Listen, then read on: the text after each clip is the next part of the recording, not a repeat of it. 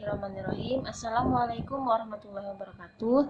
Perkenalkan, nama saya Reza Fitri, NIM 2020-143606, kelas 4O semester 4, mata kuliah Kepramukaan, dengan dosen pengampu Dr. Andes Haji Hendra Wijaya, sarjana agama, magister pendidikan Islam. Baiklah, di sini saya akan membahas pokok bahasa pertemuan 6. Kiasan dasar, sistem dan metode, kesukarelaan, janji dan ketentuan moral, sistem beregu, tanda kecakapan, permainan pendidikan, kesesuaian jiwa, keprasahajaan hidup, perkembangan rasa, karsa dan karya. Baiklah, selanjutnya materi kesukarelaan, janji dan ketentuan moral, kesukarelaan dalam gerakan pramuka. Pengertian kesukarelaan. Kesukarelaan ialah salah satu dari prinsip-prinsip dasar metodik pendidik kepramukaan berdasarkan ketentuan anggaran dasar dan anggaran rumah gerakan pramuka. Kesukarelaan merupakan perilaku laris atau perbuatan yang bukan alasan paksa atau tekanan-tekanan yang dilandaskan pada sifat-sifat ketulusan hati tanpa pamrih, mengutamakan kewajiban daripada hak pengabdian, tanggung jawab, tujuan kesukarelaan. Agar pendidikan kepramukaan itu masuk pada setiap akseptor didik sehingga menjadi pengabdi masyarakat yang menerima hati tanpa pamrih, bertanggung jawab dan mengutamakan kewajiban daripada hak. Selanjutnya, pelaksanaan kesukarelaan. Kesukarelaan harus menjadi dasar bagi seseorang untuk menjadi anggota gerakan pramuka. Kalau seseorang itu telah menjadi anggota pramuka, maka atas dasar kesukarelaannya itu ia ikut berpartisipasi aktif dalam kegiatan-kegiatan yang diselenggarakan oleh gerakan pramuka. Seseorang itu ialah anggota gerakan pramuka dan menggunakan seragam gerakan pramuka serta menggunakan hak-haknya sebagai anggota gerakan pramuka. Jika dengan sukarela mengucapkan komitmen sebagai instruksi kehormatan pramuka dalam suatu peresmian menjadi anggota gerakan pramuka, dengan sukarela mengikuti kegiatan-kegiatan dalam rangka memenuhi persyaratan umum sebelum dengan sukarela mengucapkan komitmen sebagai instruksi kehormatan pramuka, dengan sukarela menyatakan kesanggupannya untuk ikut membina dan mengembangkan gerakan pramuka sebelum dengan sukarela mengucapkan komitmen sebagai instruksi kehormatan pramuka. Yang selanjutnya, janji dan ketentuan moral. Kode kehormatan pramuka yang terdiri atas janji yang disebut satya pramuka dan ketentuan moral yang disebut dharma pramuka. Satya pramuka diucapkan secara sukarela oleh calon anggota atau pengurus gerakan pramuka dikala peresmian menjadi anggota atau pengurus. Kode kehormatan pramuka diadaptasi dengan golongan usaha dan perkembangan rohani serta jasmani anggota gerakan pramuka.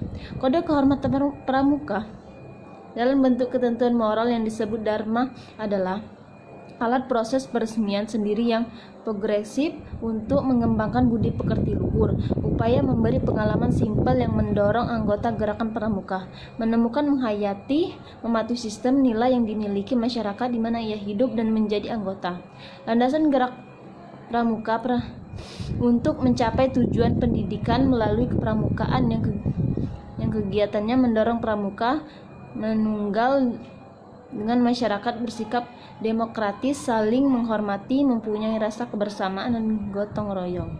Kode etik organisasi dan satuan pramuka dengan landasan ketentuan moral disusun dan ditetapkan bersama hukum yang mengatur hak dan kewajiban anggota, pembagian tanggung jawab dan penentuan putusan. Selanjutnya, sistem beregu dan tanda kecakapan. Pengertian sistem beregu. Sistem beregu ialah salah satu prinsip dasar metodik pendidikan kepramukaan. Banyak hal yang sanggup dikerjakan dengan gampang dengan adanya sistem beregu ini. Karena itu perlu kita telaah dan dilaksanakan dalam satuan pramuka. Pengertian regu dalam sistem beregu ialah kelompok kecil yang terdiri atas 5 hingga 10 orang anggota. Manfaat sistem beregu. Dengan menggunakan sistem beregu akan diperoleh manfaat antara lain memberi kesempatan akseptor didik mengembangkan jiwa kepemimpinannya, mempermudah dan memperlancar proses pendidikan bagi akseptor didik, mempermudah menggerakkan akseptor didik, mempermudah pengawasan dan pengamatan, mempermudah perkembangan langsung akseptor didik, memberi kesempatan akseptor didik untuk berlatih hidup masyarakat, bergotong royong, kerjasama, tenggang rasa dan lain-lain. Pembentukan regu. Regu tetap, misalnya barung siaga, regu penggalang, dan sangga penegak dalam satuan di gugus depan. Regu tidak tetap, yaitu kelompok yang dibentuk untuk sementara waktu, contohnya untuk permainan, untuk melaksanakan kiprah tertentu.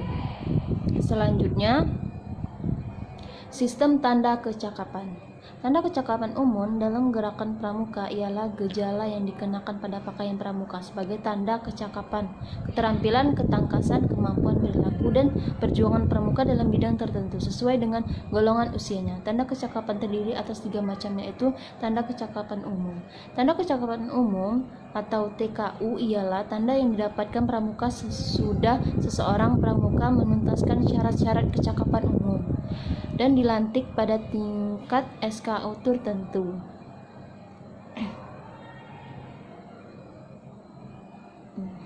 TKU untuk pramuka siaga.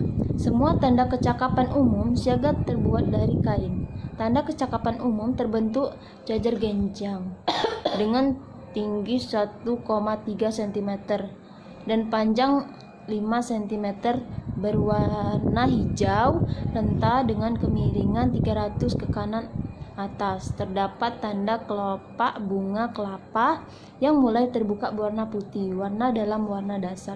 Garis tepi berwarna hitam pada bentuk jajar genjar. TKU untuk pramuka siaga terdiri atas yaitu TKU siaga mula, TKU siaga bantu, TKU siaga tata. TKU untuk pramuka penggalang. Semua tanda kecakapan umum siaga terbuat dari kain. Tanda kecakapan umum terbentuk abjad V, lurus dengan tinggi 1,3 cm dan panjang 4,5 cm, berwarna dasar merah membentuk sudut 120 derajat. Terdapat gambar mayang terurai atas bertangkai bunga 3 buah dan berwarna putih dalam rujukan dasar. Garis tepi berwarna hitam pada gambar abjad V lurus. TKU untuk pramuka penggalang terdiri atas yaitu TKU penggalang ramu, TKU penggalang rakit, TKU penggalang terap. Selanjutnya,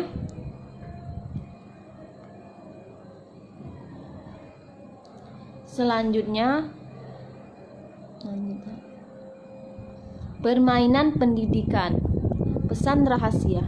Semua akseptor berbaris dan pembina memberikan pesannya. Setelah pembina selesai memberikan pesannya, kemudian akseptor harus menyebutkan kembali apa yang disampaikan oleh pembina tadi.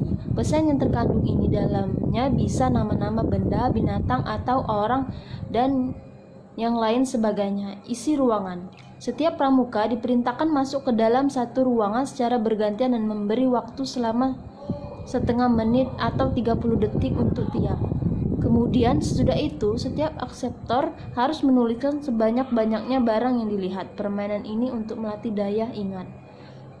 Kemudian bau dan harum. Pembina bisa menyediakan beberapa macam benda yang mempunyai amis, menyerupai makanan bumbu, obat-obatan atau parfum dan sebagainya. Kemudian anggota pramuka harus mencium amis dari benda tersebut dengan mata tertutup dan menyebutkan bendanya yang sebanyak menyebutkan itulah pemenangnya.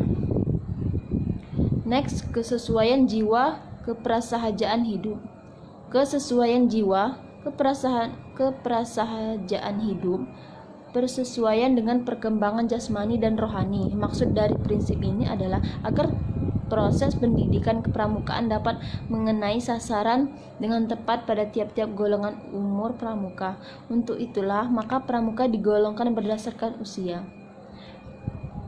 Siaga, anak usia 7-10 tahun. Anak seumur ini pikirannya masih terpusat kepada induk semangnya, maka cara mendidiknya pun harus memakai cara keluarga, penuh kasih sayang, gembira, ria, lincah, dan sebagainya.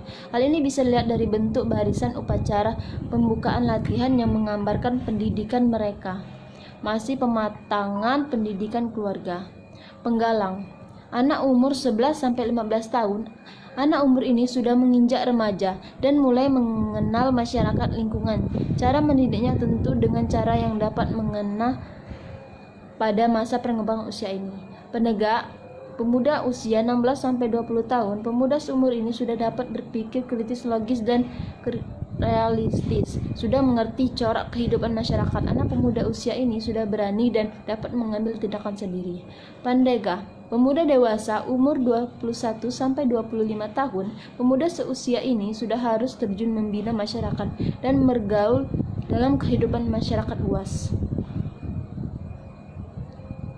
Keprasahajaan hidup dalam pramuka adalah prinsip hidup seseorang anggota pramuka untuk hidup dengan kesederhanaan dan wajar setiap sikap mental seseorang untuk menggunakan harta bendanya secara efisien dan sesuai fungsi sosialnya. Dengan prinsip ini, pemuda-pemudi dapat memperoleh kesempatan dan kemungkinan yang luas untuk menggembleng diri, sehingga sanggup dan dapat hidup dalam keadaan bagaimanapun juga. Prinsip-prinsip keprasahajaan hidup dapat mengembangkan kesehatan jasmani dan rohani serta menjauhkan dari hal-hal yang mungkin menimbulkan sikap yang tidak baik. Prinsip keprasahajaan hidup dapat membentuk watak dan keberanian luhur. Yang selanjutnya, perkembangan rasa, karsa, dan karya. Rasa, perasaan, karsa, niat atau kemauan, karya, perbuatan atau membuahkan hasil. Dalam pramuka, perkembangan cipta rasa dan karsa memiliki makna. Para anggota pramuka dituntut untuk menghasilkan sesuatu yang baru, dan nantinya dapat menjadi suatu kebudayaan yang dapat berguna. Cipta, rasa, dan karsa termasuk dalam dasar Dharma Pramuka, yaitu dalam makna yang terkandung dasar Dharma Pramuka ayat 2, cinta alam dan kasih sayang manusia. Pada intinya, seluruh manusia termasuk anggota pramuka diharapkan dapat menggunakan seluruh inderanya untuk mengetahui makna seluruh ciptaan Tuhan. Baiklah, terima kasih. Terakhir, saya akhiri. Wabillahi taufiq wal hidayah. Wassalamualaikum warahmatullahi wabarakatuh.